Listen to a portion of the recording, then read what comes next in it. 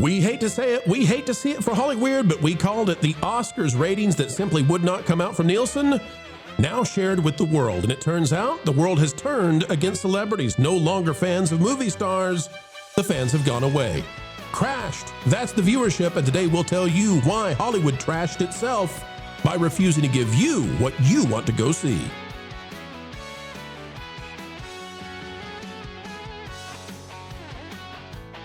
Ladies and gentlemen, boys and girls, an audience is forming out there that wants to hear the truth with a capital T. That's what we're here to do, keeping you ahead of the culture curve every single day. As we dive in, click the like button, and off we go, back to the movies, where nobody seems to be going anymore.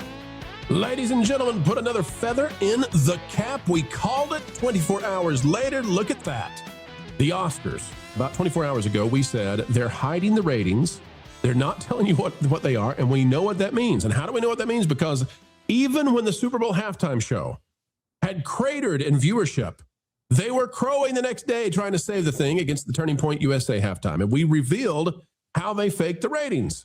And don't forget the Olympics. And we brought that out and we said, here's how they're doing it, folks. They're counting every time you see something online and they're saying, oh, that's a view. Oh, that's a view. And then they're comparing it to a time when there was no internet and be like, look how much the Olympics viewership has gone up. And yet, when the Oscars came to town Sunday night, we were there Monday morning waiting for Nielsen to get up early in their little PJs, take off their little slumber cap that people used to wear in the 1800s and nobody knows why or what the function was, and crickets. I don't know if the mic picks that up, but I hope it does. Folks. It does. The Oscars, look at this. From 1996, 45 million. 45 million viewers in 2026, down to 17. And this has been an accelerating decline because if you look just 10 years ago, 34 million. I love when numbers add up this well for us. Folks, you don't have to be a mathematician or a fake wizard to know that's half. We have cut this thing in half in 10 years, and not we, but Hollyweird with their decisions because they want to give you Sinners and one battle after another. Now, I'm not here to tell you whether Sinners is a good film or not. I'm not here to tell you about these other movies either. I'm just here to tell you, clearly they're not giving Americans what they want to go view, and they don't care about you. Variety has this by Emily Longeretta, or is it Longeretta? Oscars ratings hit 17.9 million viewers, down 9% from last year, and the lowest since 2022. Now, what you need to know about this is that this is being calculated with the same Nielsen system that is used to prop up and pump up the ratings dramatically using out-of-home viewing and this new metric they use where they just assume or they try to find out, well, who viewed this online? Who saw it on TikTok? And it's still down this. If you were to look at linear alone, oh my. The 98th Annual Academy Awards drew 17.86 million viewers on ABC and Hulu. Wait a minute, that's Disney. Oh, poor Disney. This isn't good news today, which makes it the least watched Oscars telecast since 2022, when, remember, folks, there were very few movies because we hadn't been making movies because of the pandemic. The number is down 9% from last year's 19.7 million viewers, which had been a 5-year high for the telecast. The telecast averaged a 3.92 rating among adults 18 to 49, down from last year's 4.54. Oh, just nothing is going right. The declines for the Sunday night broadcast, which was hosted by Conan, matches similar depths seen by other major award shows this winter. Oh, no, you mean it's all of Hollywood? Be still, my heart, you're hurting so badly. But the Golden Globes down 6% in January, and the Grammys, where Billie Eilish declared all of you live on stolen land, down 6%. It's almost like Americans are tired of celebrity worship culture. And there's nothing to worship anymore. Fake Wizard, I go to you first because you're on camera and you're ready to go and you're ready to roll. And frankly, I love the gray beard. Sir, what is your take on the weird world of Hollywood? Why are they determined to die? Hollywood has forgotten that their job is very simple. They are there to entertain. They are supposed to be there to be the entertainment part of really society. And they've forgotten that that's their job, and they think that it's now their job to lecture to the audience, whether it be in music or in gaming or in movies or television. They are lecturing down to everybody now on what should be believed and how you should all live your lives. And if you don't do what Hollywood says, then you're a terrible person. But if we look at what the substance is of the actual Oscar show, most of it was very, very boring. It was not even a good performance that was put out by everybody. The only thing that was good about it, and I can't believe I'm saying it, was 2 of the acceptance speeches, 2 of all of them that were there. And the reason it was only 2 is because either whoever was up there was pandering to an audience and pandering to people, or the people that could have had good speeches were cut short. So the whole point of watching this show and hearing what people had to say is reduced down to 2 good acceptance speeches, because the show itself is not good. And I don't think they have an idea on how to course correct. I think it's just going to continue to diminish. It's going to continue to be devalued, and that's it for Hollywood, man. But unfortunately, that's it for theaters. This is going to be the reason nobody's watching the Oscars is because firstly, the show's not good. But secondly, the movies in theaters just aren't worth going to see in the first place. So why would you care about what awards they're going to get? Sinners got, if I'm not mistaken, the most nominations, like the more nominations than Lord of the Rings. And I know a lot of people feel respective about that. You're not happy. Like, oh my gosh, Sinners got all these awards, all these award nominations. But when you compare the fact that there was nothing else last year to get nominated for, it's like, well, yeah, I guess Sinners is the only thing that could get nominated for all these awards. And that's a crazier sentiment. That's a crazier sentiment. You know, I almost think they should have put up K-pop Demon Hunters for Best Picture just for the drama of it. That might have driven some audience. I mean, it's the only other film that people watched last year. That's it. Right, so that they could cut off more people that win the awards. Yeah, the one really popular film from last year, they said, hey, shut up, you. Get off the stage, you darn diverse cast of singers. We don't want to hear from you. You're just supposed to be ornamentation. ABC is, so Disney, okay? Let's just take off the word ABC and replace it with Disney. Here's how Disney's trying to spin it, because Disney has to get that $100 stock up above that mark before they do their shareholders meeting. ABC is reporting that social impressions were up 42.4% this year for the Jonas Parrot Analytics, I'm sure, is part of this, but 42.4% increase in social impressions. That's really important. Yeah. So here's the thing. That's smack talk, and smack talk does not translate to audience, as Acolyte proves, as so many shows like Starfleet Academy prove. People talking about your show online is not the same as people being aware and wanting to tune into your show. This is something that I don't know why Hollywood has not figured this out yet. This is a thing that tricks executives. If you're only going for notoriety, that's great, but I'm sorry, will someone think of the advertisers is probably the philosophy they need to have here. Social media impressions don't pay for these. They don't even pay for the gift bags. It's absolutely ridiculous that they think that is the metric they need to be shooting for in 2026. Jonas, let me give you a fish in a barrel. Okay. Permission to give you the easiest softball ever. Oh, this is going to be really embarrassing if I don't get it then. Jonas, this is how the Oscars treated Timothy Chalamet. That's a butt. Yeah, that's his butt. Well, it's not really his butt. It's a mold of his butt. Why they have a mold of his butt, I don't know. I hope he gave consent. I doubt he gave consent for it to be paddled in a percussive way. But Timothy Chalamet, and by the way, they would never do this to somebody like Rachel Zegler. Doesn't matter how much damage they do, not going to happen. But Timothy Chalamet made the grave sin of saying that Hollywood should get back, essentially, to giving the audience what it wants. That, trying to make artsy fartsy stuff is just not his thing. He wants to make popular stuff that the population wants to go see. And Jonas, the way that they handled that, when he said, I'm just not into performing opera and this other stuff. I want to make really popular movies. The way they handled that was to mock him and shame him for the entire Oscars. Paddle his fake buttocks. Jonas, I think the shaming of Chalamet probably did not go the way Hollywood expected. I didn't all I had heard was that he said that ballerinas were lame or something like that, or watching a ballet can be boring.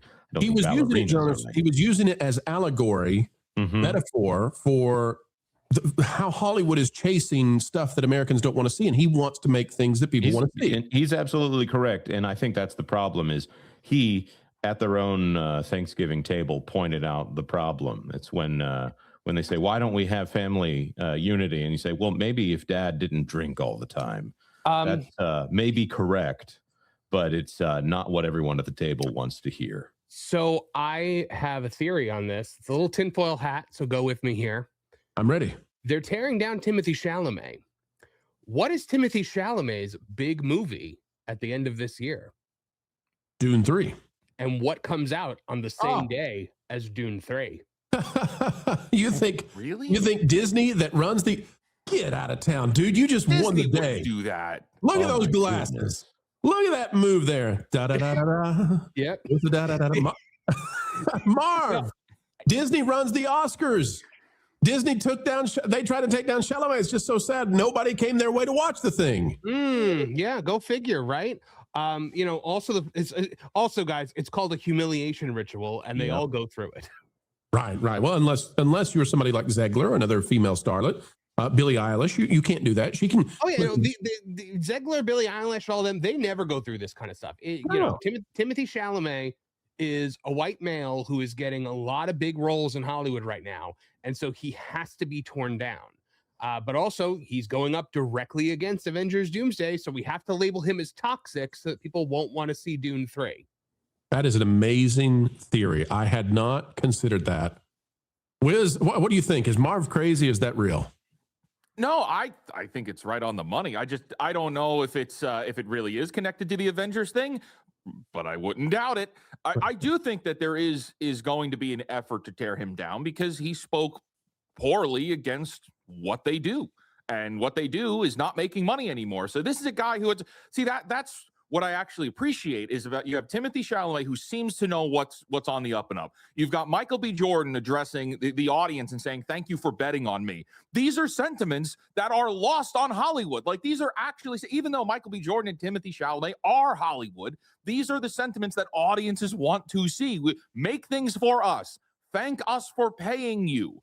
And we can't have that. We can't have people questioning how superior Hollywood is next to you silly peons in theaters. We can't have any of that. So it's if you deliver what audiences want, then they feel like they don't have control anymore. And Michael B. Jordan, problem. Though, gave them exactly what they wanted when he freaked out about the Tourette's guy.